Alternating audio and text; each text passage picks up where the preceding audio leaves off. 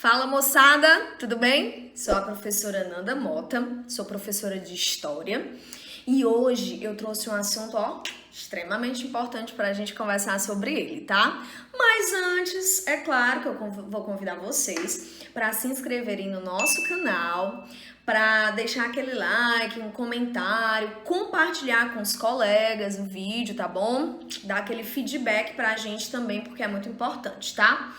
Gente, hoje eu queria conversar com vocês sobre um conceito, né? Um conceito transversal, que é a modernidade, né? Esse conceito, como eu disse para vocês, ele atravessa aí vários momentos históricos, né? Vários períodos históricos. Inclusive, existe a Era Moderna, que é justamente uma era que vai dialogar bastante com avanços tecnológicos, avanços, enfim, políticos, filosóficos. Vai ser um momento também em que a classe burguesa ela alça um voo bem alto, digamos assim, bem considerável. Vai ser um momento também de surgimento aí de novas correntes filosóficas.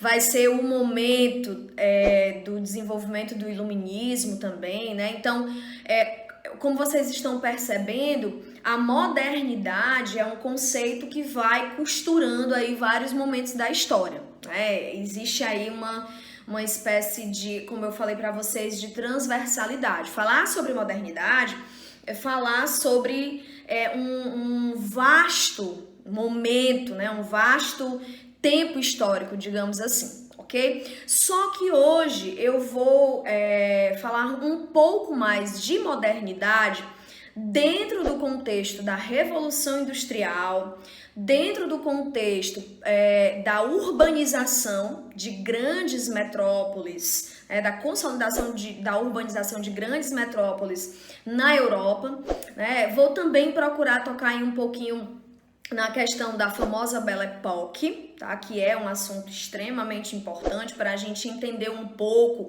a consolidação da burguesia, a consolidação do sistema capitalista aí no final do século XIX, início do século XX, que, né, esbarra, digamos assim, lá na Primeira Guerra Mundial, ok? Então vamos entender um pouquinho essa modernidade dentro desses grandes eventos, digamos assim, desses grandes fatos históricos, tá? Primeiro, o que foi a Revolução Industrial? A Revolução Industrial foi um conjunto de transformações técnicas, científicas, políticas, econômicas, estruturais. Então foi um conjunto de transformações que abraça o mundo, principalmente o continente europeu e os Estados Unidos, na segunda metade, no século XVIII, no século XIX, no século XX, mas quando a gente fala em século XIX, a gente está ali mais ou menos no período da segunda Revolução Industrial. E esse momento foi um momento extremamente importante, como eu já falei para vocês, para a consolidação de um ideal burguês e para a consolidação também do sistema capitalista.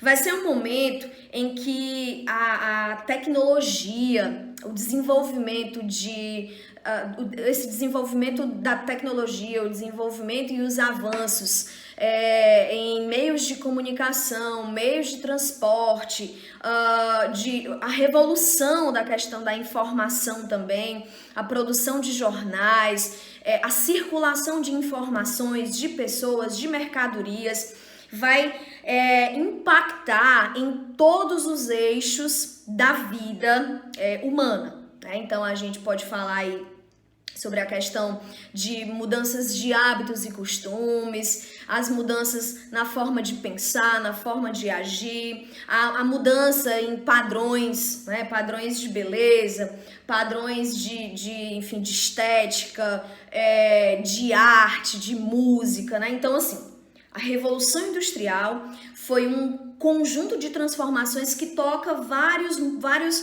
segmentos, digamos assim, da vida em sociedade e também da condição humana.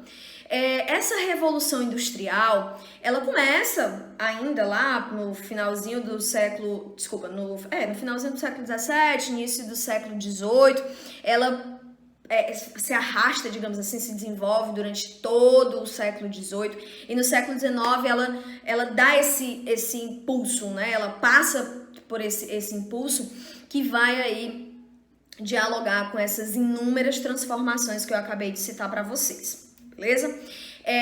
Dentro desse contexto de revolução industrial, das coisas acontecendo, das coisas se transformando, eu sempre costumo dizer que o século XIX ele é um século muito, enfim, frenético. O século XIX, eu também sempre dou um exemplo de que ele é aquele estado de ebulição, né? Aquele momento em que as partículas ficam ali extremamente nervosas, e o século XIX para mim é isso. O século XIX ele é um momento extremamente relevante, acelerado, né? É onde esse conceito da modernidade ele vai ganhar uma tonalidade mais forte, digamos assim, vai ganhar uma amplitude, né? E aí não tem como a gente falar de modernidade no contexto da segunda revolução industrial, ali na segunda metade do século XIX, sem a gente falar da famosíssima Belle Époque.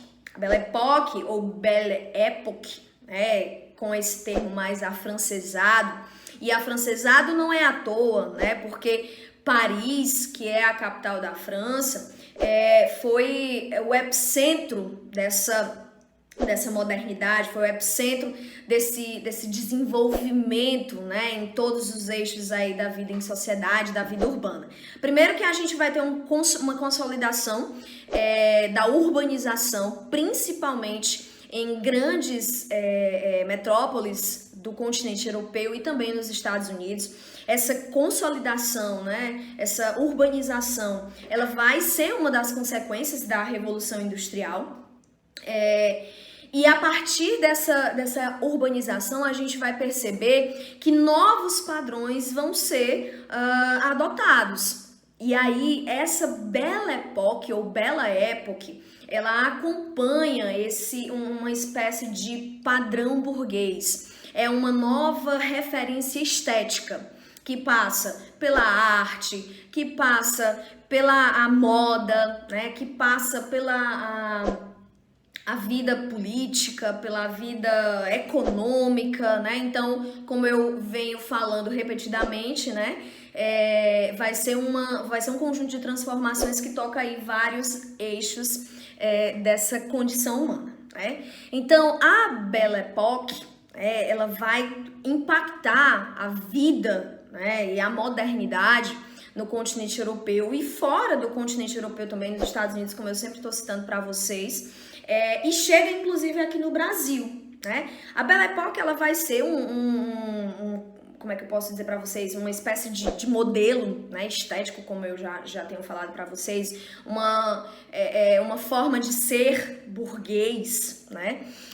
E vai chegar aqui no Brasil na transição do século XIX para o século XX. A gente vai ter essa transição aqui no Brasil marcada pela queda da monarquia e pelo início da república.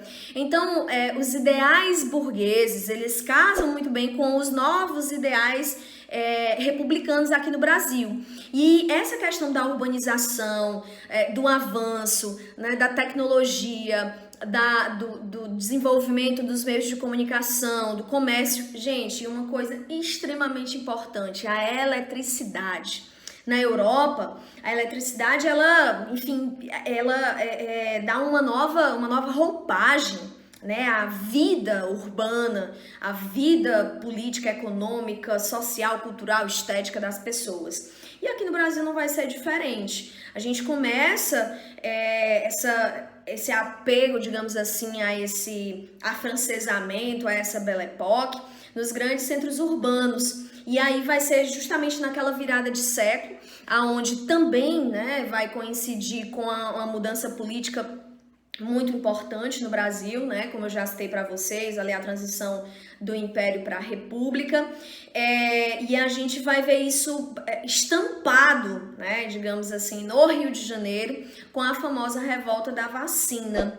A revolta da vacina, ela vai acontecer no Brasil no início do século XX, em 1904, quando há um projeto no Rio de Janeiro de embelezamento urbano, há um projeto no Rio de Janeiro de modernidade, principalmente nessa questão estrutural, né, do remodelamento da cidade, que acontece também na Europa, né, durante o final do século XIX, início do século XX. Na Europa, inclusive, a gente não pode falar sobre modernidade, sobre consolidação dos grandes centros urbanos, sem citar o famoso Barão de Haussmann, né, que vai ser prefeito de Paris por muito tempo, uma região, na verdade, né, onde hoje não é só Paris, mas era a região do Sena.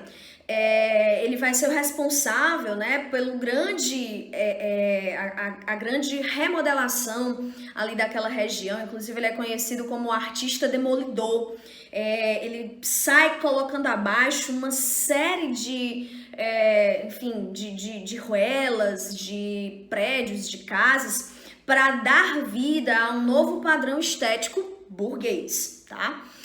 E aqui no Brasil não é diferente. A gente vai ter, então, a famosa política do bota abaixo, né, que é uma política de remodelação da cidade do Rio de Janeiro. Vai ser uma política que vai pregar justamente a demolição de casebres, de cortiços que estavam aglutinados ali no centro da cidade.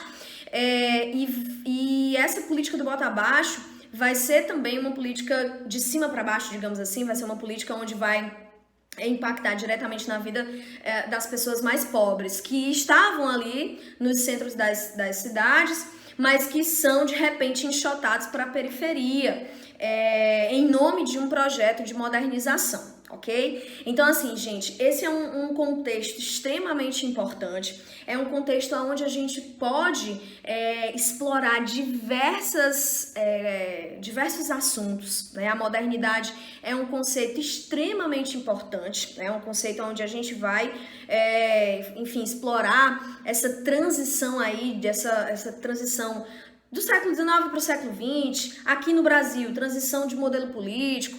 Vai ser também um momento em que novos padrões, né, vão ser adotados, como eu já disse para vocês, né, desde a questão estética, da moda, até os padrões políticos, econômicos. E não se esqueçam, né, tudo isso tem uma conotação muito burguesa, né, uma conotação, uma aproximação muito forte da classe burguesa, da consolidação, né, do ideal burguês e também do sistema capitalista, ok? Então, agora vamos para uma questãozinha, né, para a gente colocar em prática o que eu acabei de explanar aqui para vocês na teoria, tá? Vamos lá! A modernidade não emergiu virgem nas trincheiras de samba. Muito antes de 1914, já se afirmava solidamente nas mentes e nas vidas da Europa. A Primeira Guerra não funcionou como elemento gerador, mas catalisador, forçando velhas estruturas a ruir mais rapidamente e novas identidades a se afirmar mais facilmente. Esse é um trechinho do livro Anos Vertiginosos, de Philip Blom.